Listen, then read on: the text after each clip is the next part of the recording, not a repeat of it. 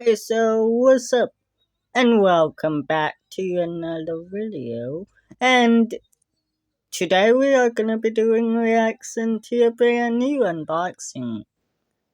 The brand new Unbox Therapy video, Unbox Therapy, iPhone 15, How Not to Order. So let's see and find out what this will be about. Like, comment, subscribe, tell us what you want us to act next. Let's go.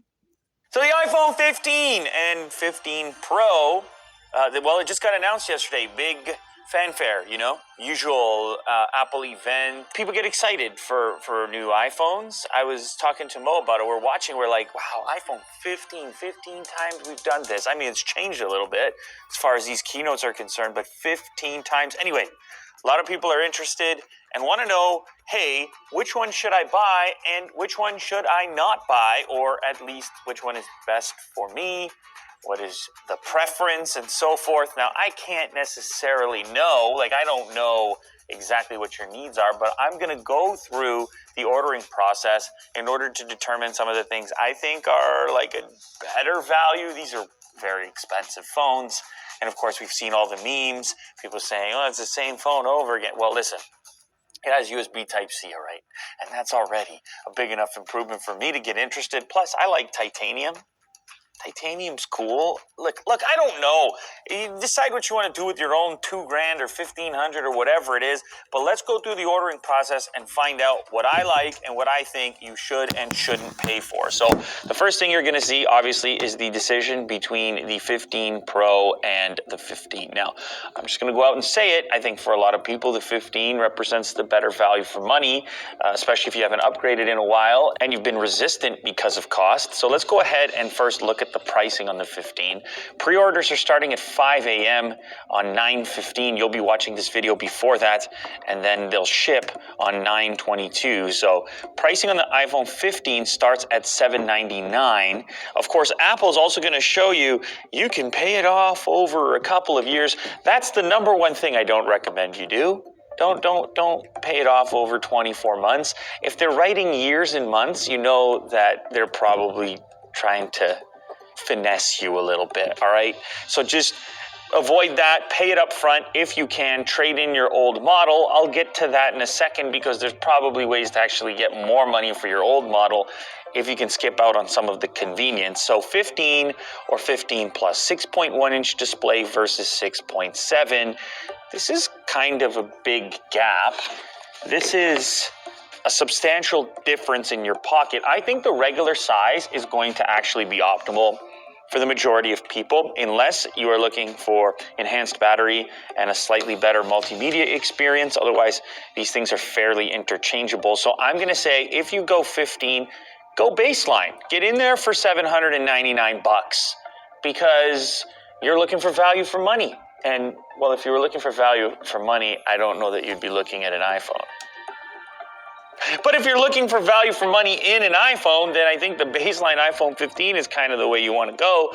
Now, the next step is what kind of color should we get if we are going for baseline? You know me, I would likely go for black, but that is way too boring of a selection. So I'm going to go for this nice new blue, which is almost white and kind of confusing. It's going to look something like this right here.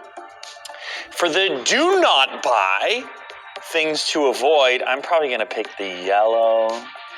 Sorry, yellow. I mean, you're barely yellow anyways, so I don't know what or who I could offend. I'm not sure that anyone I've talked to is a huge fan of this color.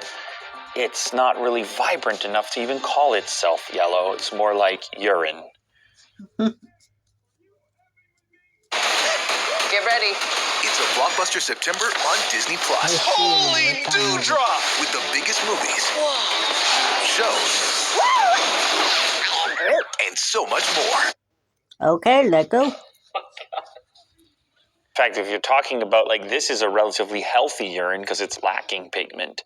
The dehydrated urine may have been a better color than this color of urine. The green I don't mind either, but for me I'm going to say go ahead and go for the blue or the black Those would be my preferences. Now, when it comes to storage, this is a topic of conversation here in the studio.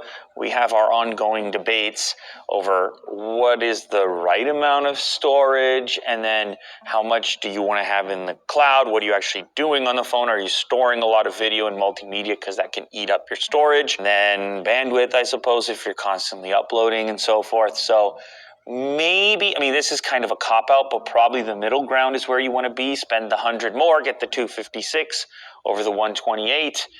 The 512, I think, gets a little crazy, going up to $1,100. I don't think I'm going to recommend max storage in either of these, at least for my personal usage. I find it, I personally am satisfied with cloud-based storage for most things. Where I would run into storage issues is if I was using one of these for content creation, where the vast majority of the footage I shot would be on one of these phones, then maybe we can talk about 512 in this case, or even the 1 terabyte on the Pro model. But that's just not my workflow. I use cameras for the majority of production. So the majority of footage is being offloaded and sitting on cards and drives and so on. So it's not such a big deal, but this is a very personal thing. However, I'll recommend the middle ground of 256. Now let's talk about trade-ins, because Apple does want your trade-in. However, they don't want your trade-in if it isn't an existing iPhone. I thought this was kind of funny as you look at the website here. It's like, oh, do you have an iPhone 14 Pro Max? Do you have an iPhone 14 Pro? That'll be up to $570. Maybe you've only got an iPhone 8. We'll give you $60 for it. But you get to the very bottom and it says, oh, we have some other options. We have some S22s. We have some Pixels. They're like, okay, those have a little bit of value to us. They have a OnePlus 10T for $70. That's kind of strange addition. But I like the one at the bottom. Other recycling. Not one of these. We'll take care of that for you. We'll chuck it right in the bin. I would say in most of these cases, you can get more money for your device than what they're offering. Like the 14 Pro Max for $650. Talk about a drop-off. However, this is a convenience thing. So if I were to, say, head over to eBay, iPhone 14 Pro Max. Now, obviously, there's a lot of people selling these right now, but you can see some of the pricing. Still, I mean, this is 81 bids, $810. We head back over to Apple's site and you look at the same model up to $650. And that auction was still going on, so you're probably gonna get closer to $1,000.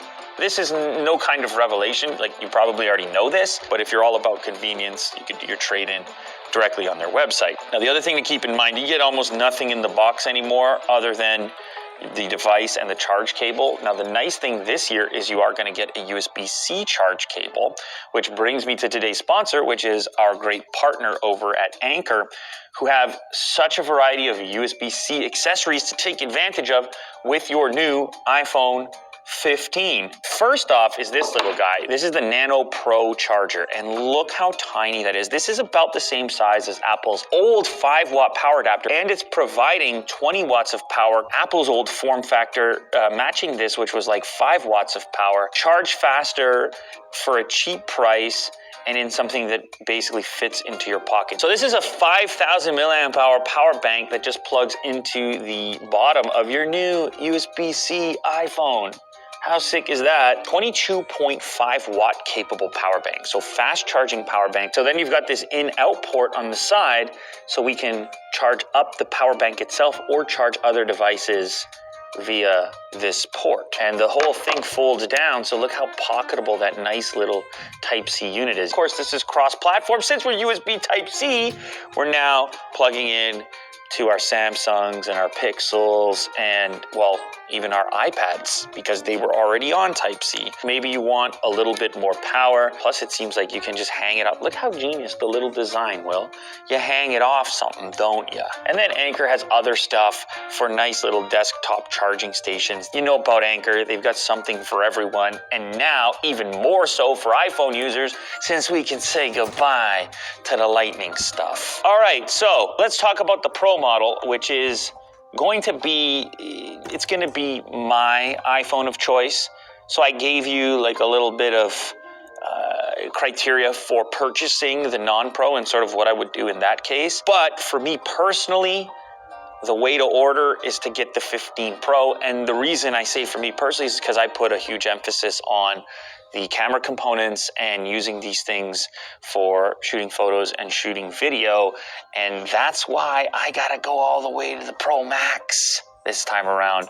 Yes, they're a little bit large, not for everyone. Great for multimedia. Battery life has been pretty good on many recent generations of iPhone. I expect the same thing to happen here. We're up to $1,200 now to start, and we're into this kind of scale right here, 6.7 inches. That'll be $50 a month for 2 years. I see you getting fit. I can't make sense of it.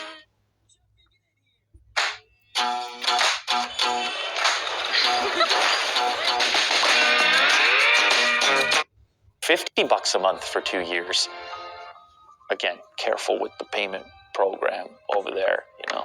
If you only got $50 in the bank right now, don't buy a $1,200 phone. Like, just an opinion. I don't know.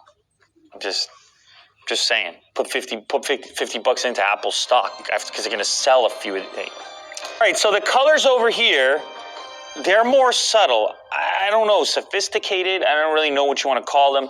There's been a lot of talk about these options and how nothing is vibrant enough. I don't know.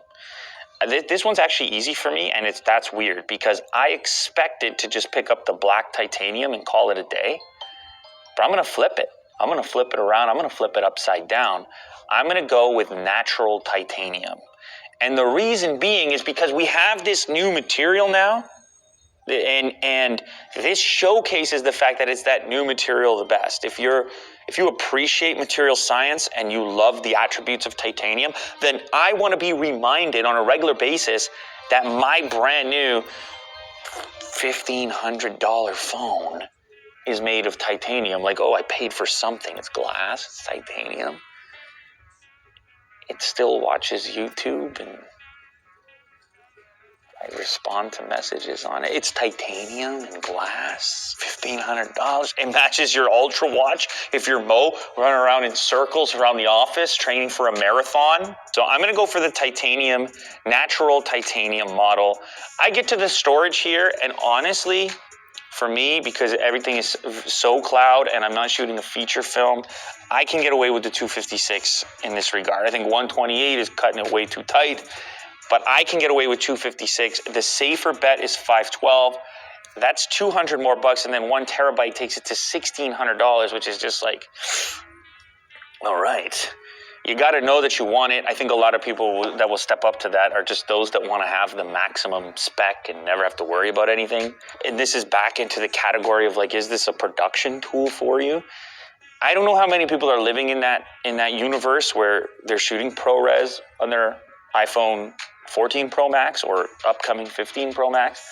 But if you are shooting ProRes and RAW, then this is going to take up a lot more space, and all of a sudden the storage conversation is going to get a little bit different.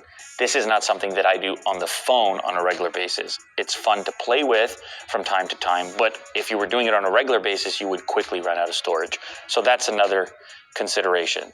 So things to avoid, I think maxing it out. I would say maxing it out would be a thing to avoid.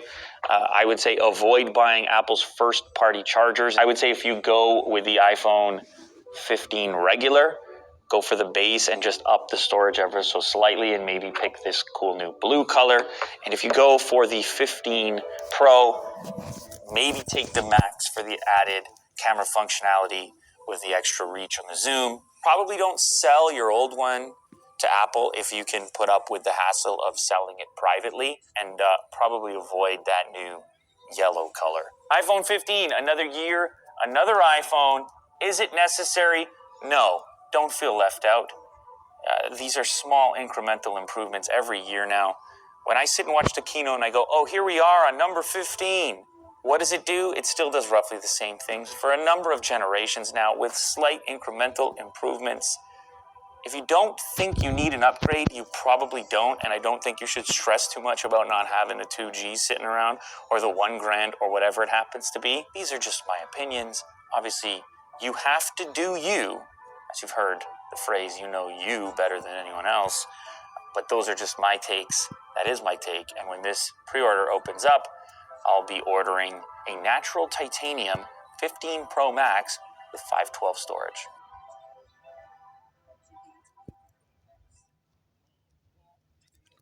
Attention viewers, we are sorry to interrupt your show, but we just received a call from our representatives and they told us that the $5,200 subsidy, which was approved in February. Okay. So that was the end of the reaction. If you like the reaction, like, comment, subscribe. Tell us what you want us to react next. And also if you want us to react to any more unboxed DLP videos, comment down below. Jaden and Jaden's boyfriend, we all